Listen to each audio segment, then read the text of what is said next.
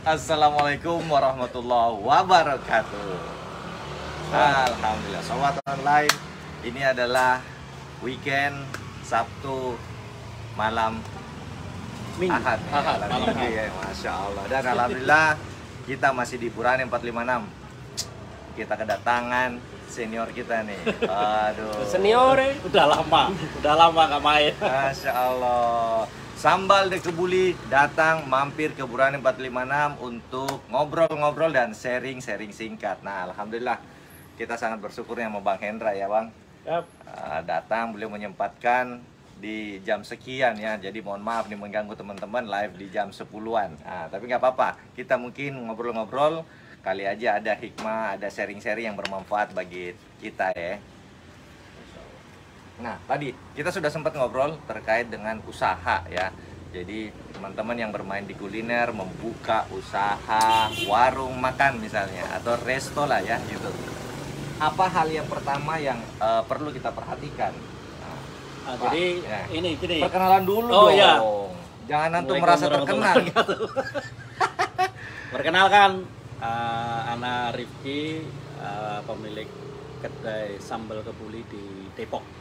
Nah, malam hari ini memang sengaja datang ke Purane itu ngobrol-ngobrol karena udah lama, udah kangen kita offline lah. Selama ini online aja. Ya. Jadi gitu. Nah, ini menarik ini ngobrol-ngobrol sama Bang Sirun sama Bang Hendra. Gimana, Bang? Jadi terus terang Mbak, kita berdua nih kecenderungan sekarang untuk usaha kuliner yang kami jalanin sendiri itu kecenderungan omset itu menurun. Kami coba sharing nih, kira-kira apakah hanya kami atau memang secara umum terjadi? Dialami teman-teman. Ya kalau di kami gitu ya, kami juga mengalami hal yang sama. Dan itu juga waktu itu sekitar 1 kilo radius dari kedai kami bertemu juga dengan kuliner UMKM lah ya, kaki lima maupun yang online. Dan kami tanya-tanya, memang secara umum memang mengalami penurunan.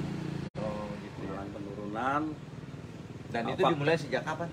Sebelum puasa sudah mereka sudah dalam tanda kutip sudah mengeluhkan lah ya. Mengeluhkan hal tersebut gitu. Artinya mereka membandingkan dengan setahun sebelumnya gitu ya. Nah, setahun sebelumnya itu secara umum juga sebenarnya nggak bisa diinikan ya, Mas. Karena kondisinya berbeda. Kalau tahun yang lalu full orang banyak di rumah ya.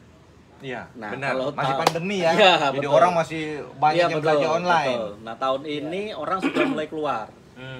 Sudah mulai keluar, kemudian kemarin orang euforia bisa keluar, pulang tuh mudik.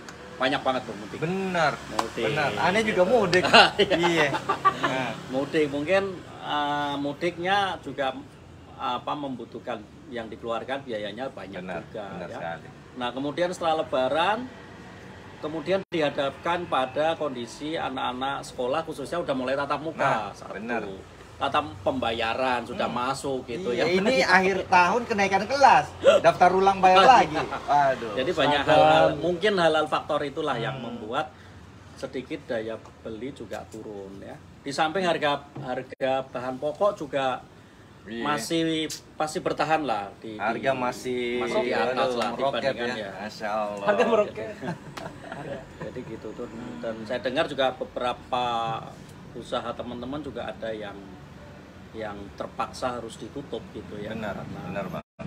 Ya, kita sangat menyayangkan sebenarnya ya. Karena dengan tutupnya usaha teman-teman memang mau tidak mau berarti ada orang-orang yang akhirnya kehilangan pekerjaan ya.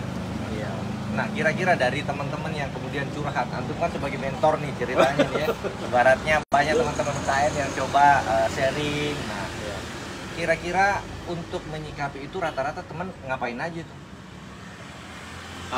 Jadi kita coba review ya, review keberadaan produk kita. Ya, produk itu kan sebenarnya solusi. Betul. Gitu ya. Jadi produk kita itu menjawab problem mereka atau enggak gitu.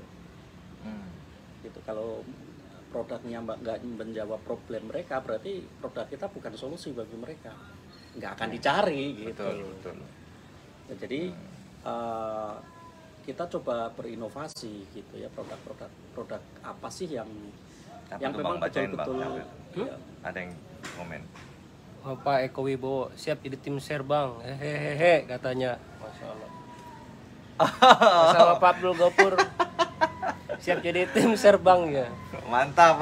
Oh. Mas Gofur sama itu. Oh sama tadi Bang Heri, kopi kembara kalau bang. Nah gini, jadi tadi terkait dengan misalnya ya, produk itu menjadi solusi. Nah, di kondisi awal misalnya bisa dikatakan produk kita produk yang produk yang harganya itu middle up lah ya misalnya, dan dia sebagai pelengkap bukan kebutuhan pokok. Nah, kondisi ketika ekonomi turun dan orang akhirnya memutuskan untuk memilih, artinya kan produk kita sudah bukan produk pilihan lagi, dan kecenderungan orang memilih, membeli, mengeluarkan uang hanya untuk produk-produk utama, produk-produk pokok gitu.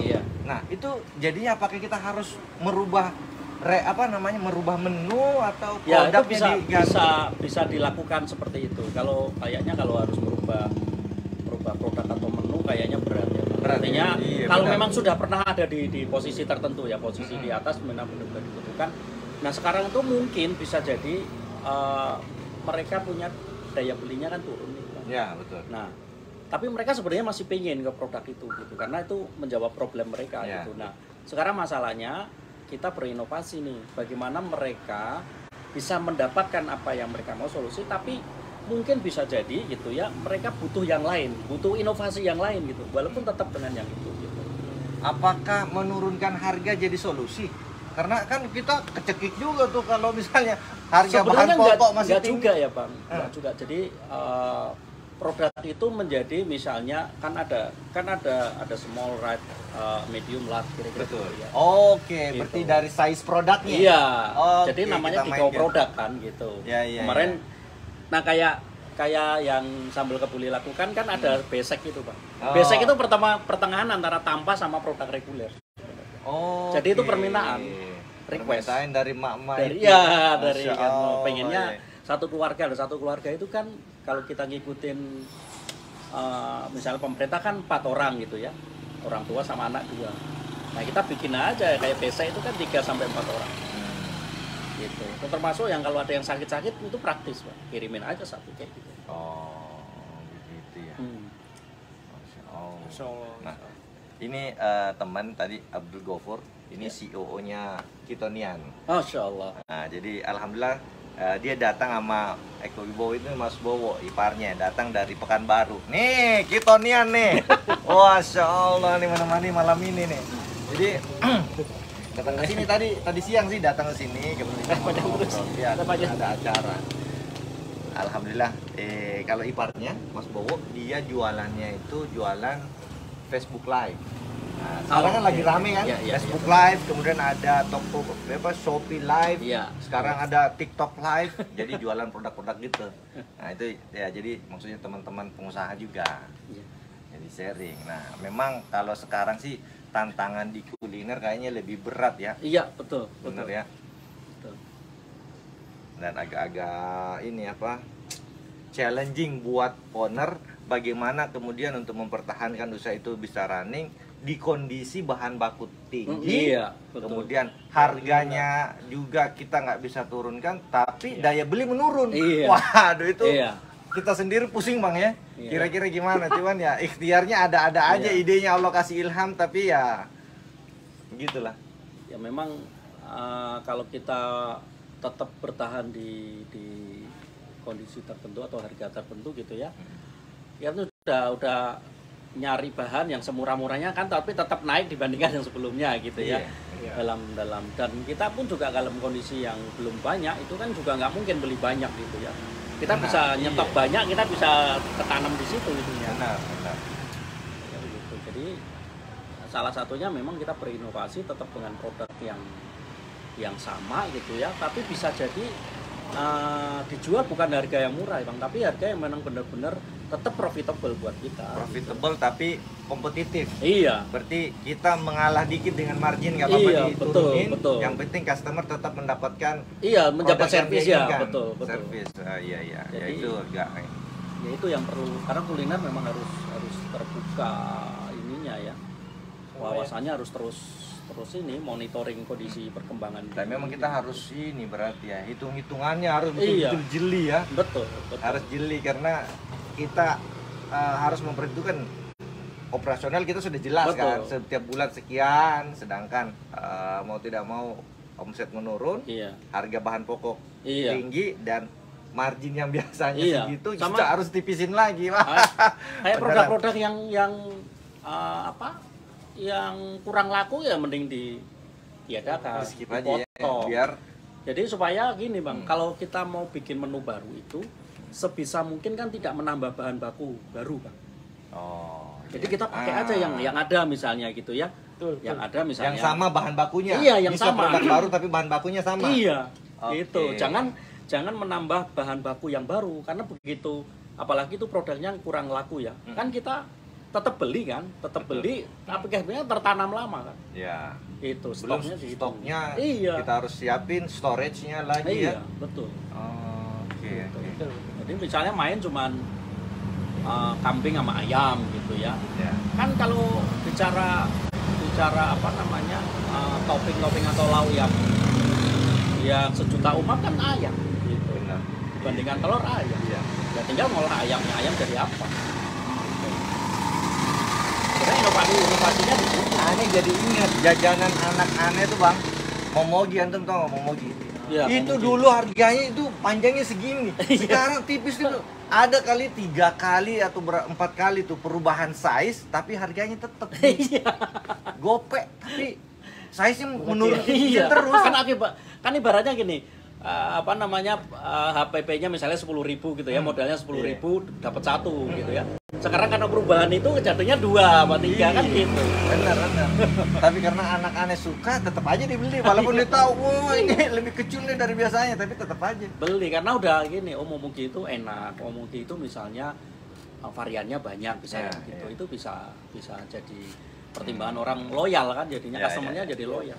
Benar. Masya Allah. Nah, teman-teman sobat online kalau ada pertanyaan seputar usaha mungkin bisa di komen ya. Misalnya kita bisa sharing-sharing lah, kali aja mentor kita bisa memberikan jawaban ya atas apa yang kita tanyakan.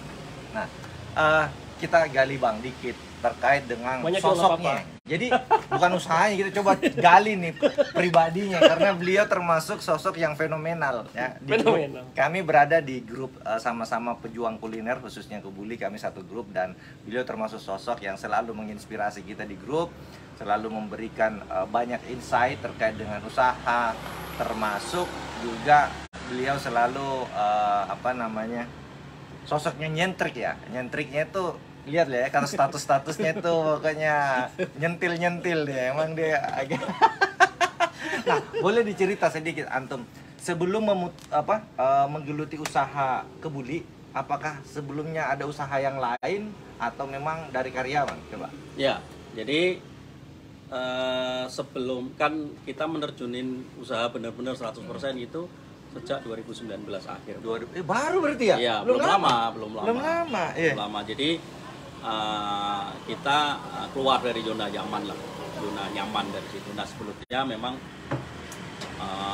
sekian puluh tahun jadi karyawan. Ya.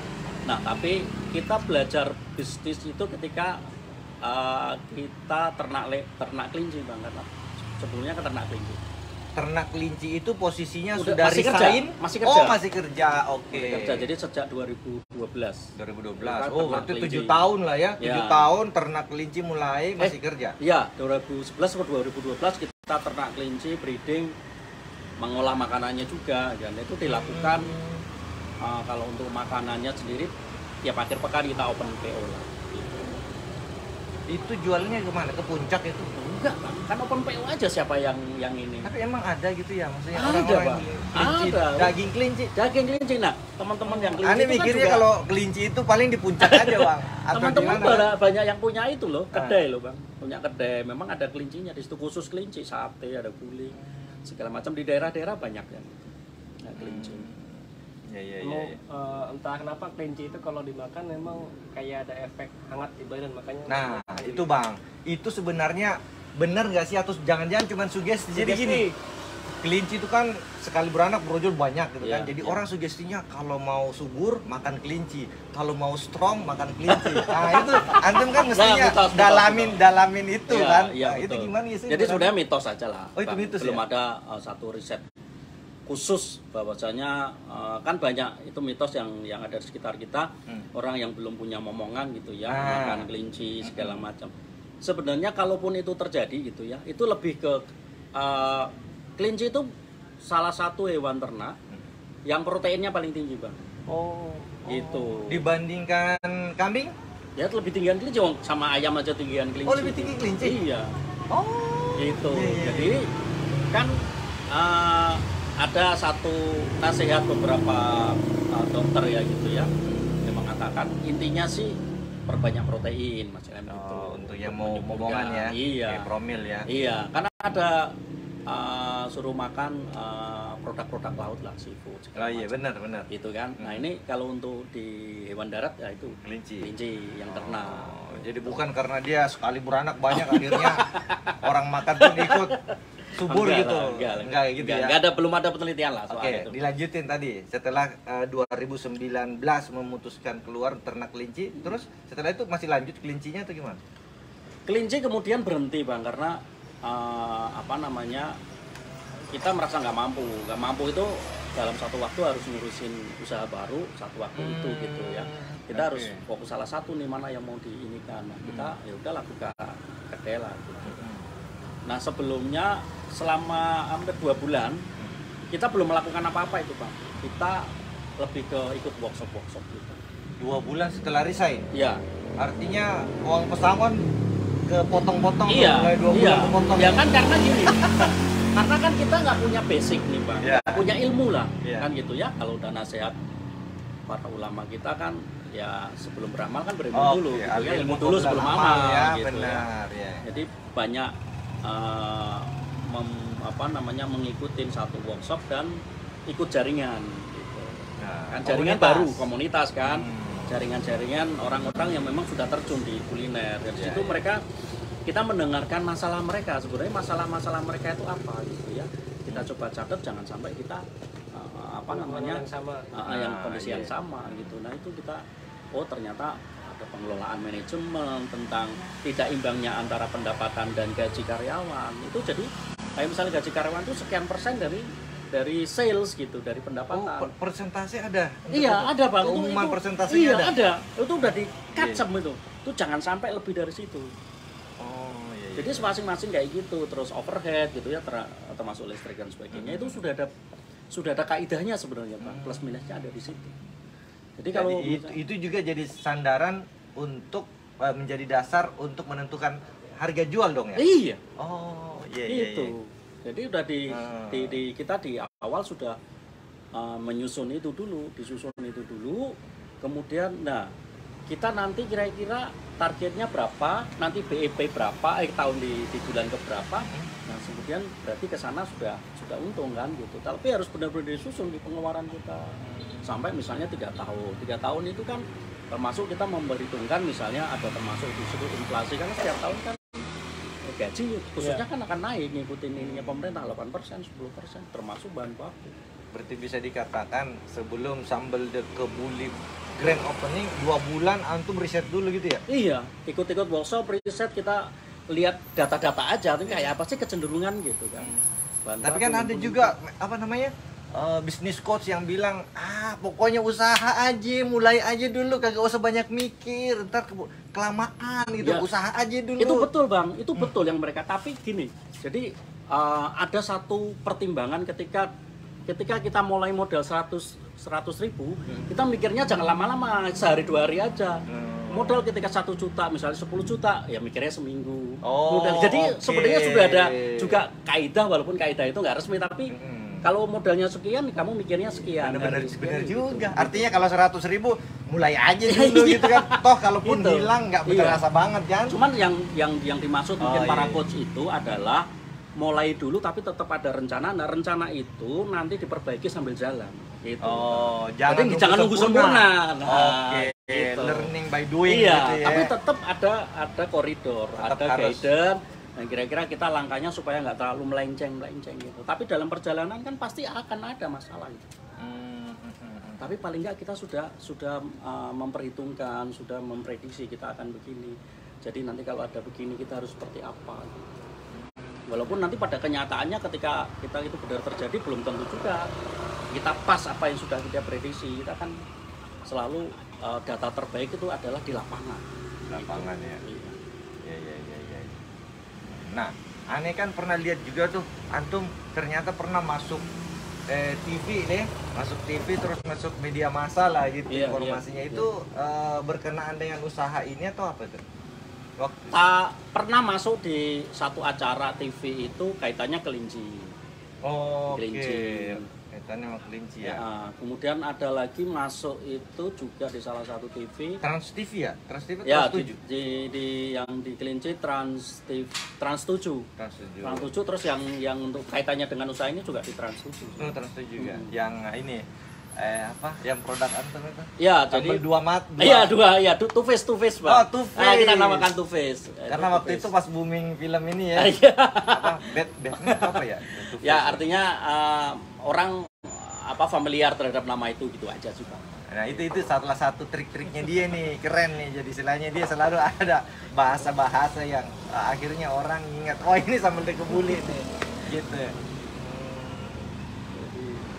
Nah yang seperti itu memang bagaimana? Apakah memang ada komunitas yang kemudian mengajarkan, oh trik-triknya itu harus begini-begini? Iya, ada. Jadi kan gini, ada satu gini, Bang. Ada kaidah, kalau nggak bisa jadi yang terbaik, jadilah yang pertama. Kalau nggak bisa jadi pertama, jadilah yang paling unik.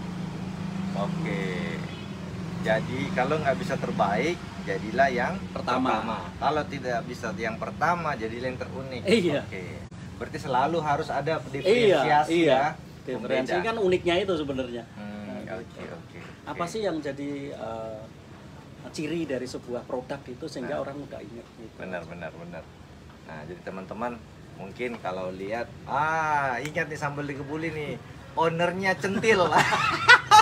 Kalau dia di grup dibilang, aduh, ini bapak-bapak keren centil, tapi kita memang ya harus akuin makom beliau nih beda bang. Kita masih di bawah. Makomnya dia udah praktisi bang. Ya, masya Allah. Nah, setelah itu tadi menjalani apa? Membuka sambal dikebuli ya. Setelah itu memang fokusnya hanya itu saja atau ada usaha lain? Ya sementara fokusnya itu aja sih Bang. Jadi kalau ada pun usaha lain tuh lebih ke opportunity aja, ada kesempatan, ada peluang lah. Nah, gitu. karena teman-teman mungkin tahu ya di timelinenya dia belakangan muncul tuh dia sama kambing. Masya Allah, kambingnya kambing unik keren, kambing sound the ship. Ya kambingnya kambing sound the ship. Aneh juga suka lihat tuh. Itu kambing apaan? Coba. Dari namanya kerennya sih domba merino ya, domba merino Oh, itu. domba merino. Sebenarnya kalau diruntut lebih jauh, asalnya kan dikembangbiakkan di daerah Spanyol, di Eropa, kemudian dikembangkan lagi ke Australia. Gitu. Tapi di Indonesia pun sekarang sudah Nah, banyak di Indonesia itu sentra pengembangannya di daerah Banjarnegara sampai Wonosobo. Jadi di daerah-daerah yang dingin, Bang. Oh, Kayak di dia harus di Dieng, tempat misal. dingin ya. Di dingin. Karena memang sih tebel banget ya bulunya. Iya. Cuman sayangnya itu woolnya itu belum dimanfaatkan. Kita belum ada pengolahan wool. Oh, jadi Belum ada kalau kayak di Australia maksudnya. Iya. Oke.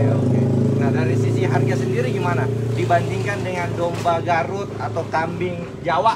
Nah, gimana? Itu Ini masih ini ya Bang, saya masih berdasarkan ini teman-teman ya, Yeah. teman-teman kambing itu dia punya konversi daging yang lebih bagus. Jadi antara karkasnya lebih banyak iya dibanding ini? betul, lebih tinggi. Lebih tinggi presentasinya? Iya. Oke. Dan itu kemarin saya baca-baca juga di dalam artikel di negara-negara di sana ya gitu ya. memang kalau saya lihat persentasenya memang lebih besar. Sedikit Karena lebih dia besar. kalau tampilan sih emang kelihatan lebih bulat ya, Iya, iya. lebih bulat. Apakah memang bulunya atau memang dagingnya memang lebih? Dagingnya juga begitu bang. Ada satu yang sudah cukur itu juga ininya seperti itu. Gitu. Memang basic Memang badannya. lebih padat gitu loh bang. Oh. Kalau saya lihat gitu ya dari pegang. Gitu. Nah, sekalian infoin tuh harga domba merino itu berapaan untuk kurban. Tapi by the way itu bisa kan dikurbankan? Bisa toh? Kan soalnya lucu kasihan. Comel banget itu, nggak tega gitu yang bunuhnya itu. Aduh, comel banget nih Kak. Sound the sheep mau disembelih nih. Itu berapaan tuh harga? Ya, jadi kalau yang sekitar 30-an kilo itu harganya sekarang di harga per Juli itu 3.300.000. 3.300.000. Oke, jadi teman-teman 3.500.000 ya. 200 aneh 200 nih yang lewat aneh reseller nih dari dia 3.500.000 gitu 300. Jadi memang domba itu memang belum begitu populer sih bang. Cuman di beberapa tahun belakangan ini orang sudah mulai meningkat ya. Jadi permintaannya sudah ada peningkatan. Jangan-jangan permintaannya karena ini anaknya yang minta supaya dibeliin bukan untuk sembelih kurban, tapi untuk dipelihara. Kan lucu tuh. Kemarin ada juga Iwan yang pesen domba merino itu ke Ane untuk dipelihara, bukan untuk kurban. Iya. Untuk dipelihara.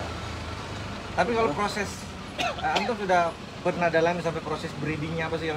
Proses breedingnya itu jadi sebenarnya normal aja sama kambing-kambing yang lainnya. Cuman masalah liter size-nya aja. Liter size-nya itu domba merino lebih sedikit dibandingkan kambing. Liter size itu jumlah kelahirannya, Mbak. Sekali kelahiran. Jumlah. Okay. Jadi kalau dinilai setiap kelahiran rata-rata 1, sekian ya. Jadi kalau antara kambing 1 kan sampai rata-rata 2. Ya, kalau dia 1 sampai 2, Bang. Oh, kecil ya. Kecil.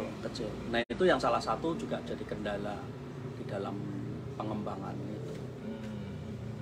Tapi sejauh ini di Indonesia sudah bisa dikembangkan. Iya, sudah. Ya. Oke, kembali lagi terkait dengan bisnis. Berarti kan itu bisa dikatakan sebenarnya yang Anda bilang tadi untuk jualan kambing itu karena ada opportunity aja ya. Iya, betul. Fokusnya utamanya di kebuli, sambal kebuli ya. Betul. Jadi sebenarnya juga waktu itu Ana sama Pak Yoso pernah ngobrol gitu. Aku kan pernah nge-podcast sama Mas Yoso ya. Iya. Jadi ngobrol tuh sama Pak Yoso bahwasanya kita itu memungkinkan untuk bisnis turunan dari bisnis utama, Pak. Turunan itu kalau misalnya kebuli kita bisa jual bahannya, kita bisa jual kayak misalnya kambingnya atau ayamnya dan sebagainya. Artinya rata-rata teman kita kan jualan kebuli plus akikah. Iya kan? Iya, betul. Nah, kita jualan benar-benar jualan kambingnya, Bang.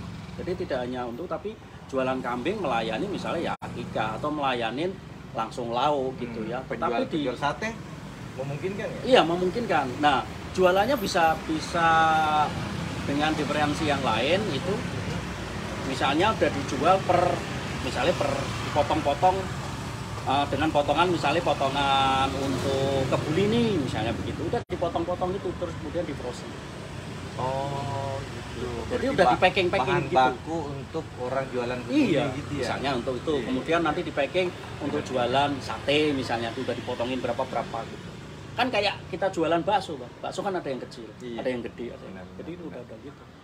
Kalau kemarin itu bagus juga tuh artinya kalau peluang itu kemudian kita kembangkan dan orang ada yang mau beli artinya kita pun sendiri sebagai pemakai bahan baku itu bisa dapat harga lebih murah karena pembelian kita lebih banyak ya. Betul. Jadi HPP-nya lebih kecil. Ya? Iya. Oh iya. Nah, itu salah satu inovasi yang bisa kita kembangkan untuk bisnis selain kebuli kita punya sub lagi untuk mensuplai bahan bakunya. Salah satunya misalnya kambing. Gitu. Berarti ini sekarang sambal kebuli udah jalan berapa tahun? 2019 akhir ya. Berarti hampir 2 tahun lebih. 2 tahun lah ya. 2 tahun setengah. Hampir sama dong ya. Bisa sama. Tapi antum perasaan lebih dulu deh. Hah? Kan akhir di 2019. Kita bulan Oktober. Iya duluan antum. Masa sih? Itu antum Oktober. Aneh Desember. Kita tuh Oktober 2020. Nah, kalau itu benar, kalau 2020 duluan aneh, tapi kalau antum bilang Oktober 2019 ya bukan 2020. Iya betul, berarti duluan aneh. 2020 Juli gitu sebenarnya. Juli sebenarnya ya. Juli kita tuh. Oh iya, masya Allah. Kalian juga sama Pak desain. Nah, kita sama-sama ini, kita pejuang resign ini. Sebenarnya kalau Masalahnya kita resign, bukan ya pensiun dini, iya. dapat pesangon. Kalau dia nggak tahu. Sebenarnya gini Bang, kalau kita ini sebagai apa pengusaha lah, setidaknya ada 1-2 yang apa namanya, satu bahan baku pembentuk itu kita mampu menguasai itu Bang, menguasai itu. Apa tuh maksudnya tuh? Ya, jadi misalnya kalau kita mau apa yang mau kita misalnya kambing gitu ya Bang, Ya. udah kita pelajarin aja soal kambing. Sampai hulunya maksudnya sampai ini. Artinya kita mengerti kambing yang bagus seperti apa, bagaimana cara motongnya, misalnya bagaimana milihnya, bagaimana mengawinkan, kapan sih kambing itu pakannya kayak apa misalnya begitu. Karena itu menjadi nilai plus value Pak. Ketika antum mampu menjelaskan itu. Iya, benar. Jadi ada Ustadz Abu Rufaidah. Masya Allah itu antum Ustadz Ya. Abu Rufaidah, beliau ini pemilik kampung domba Cipanas. Iya. Kenal kan? Iya kan. Yang Udah pernah ke sana. Oh, itu udah pernah ke sana, ke ya? Ustadz itu, ke CKS-nya tapi belum ke kambingnya. Oh, aneh udah ke kandang kambing. Iya, aneh yang belum itu. Kemudian ke somai CKS-nya. Wah, itu juara tuh. Kemarin aneh baru sana lagi tuh sama istri sama anak-anak. Ke pesantren itu yang ada kudanya itu bukan? Kan ada di Cianjur itu sama Ustadz. Ada itu yang di Cianjur. Iya itu di Cianjur. Nah, udah pernah ke sana Kita malah. Cipanas kan masuk Cianjur juga sebenarnya. Cianjur, dia Cianjur yang Dia atas. Cianjur ke sana, ke kota, ke arah kita kota. yang Cipanas Oh di iya, sini. iya. Kita ke Cipanasnya lihat kambing. Terus Tuh, mantap tuh beliau tuh. Kan kambingnya buat ponpes itu. Ya Ustaz, Masya Allah barakallah. Iya Ustaz, kan waktu itu aneh lihat yang di sini udah mau jualan, tiba-tiba kandang-kandangnya itu sudah kebongkar ya, atau kayaknya mungkin pindah ke tempat lain ya. Masya Allah. Dan Ustaz Abu Rufaidah juga beliau mensuplai kambing-kambing kurban. Nah, ya betul. Nah, gini Pak Rifki, terkait dengan ini, kita kan teman-teman nih banyak yang istilahnya melihat jualan kebuli, kemudian akhirnya ada yang jualan juga, ada yang jualan, dan bisa dikatakan teman-teman ya, bisa dikatakan misalnya komunitas Ikhwan nih yang jualan kebuli itu sudah banyak banget. Iya. Dan muncul satu-satu. Iya. Pernah nggak sih ngerasa, bukan yang duluan nih di Depok, itu ada lagi bukan di Depok, perasaan gimana ya? Gimana tuh kira-kira? Biasa aja. Biasa aja ya? Biasa aja. Gitu. Artinya kan gini, Bang. Mereka muncul itu dengan ciri khas masing-masing gitu ya. Dan orang itu akan memilih gitu dengan ciri khasnya itu mampu menjawab problem mereka atau enggak. Ya. Misalnya kayak contohnya paling sederhana pelayanan gitu. Radius 2 kilo free ongkir berapapun misalnya begitu.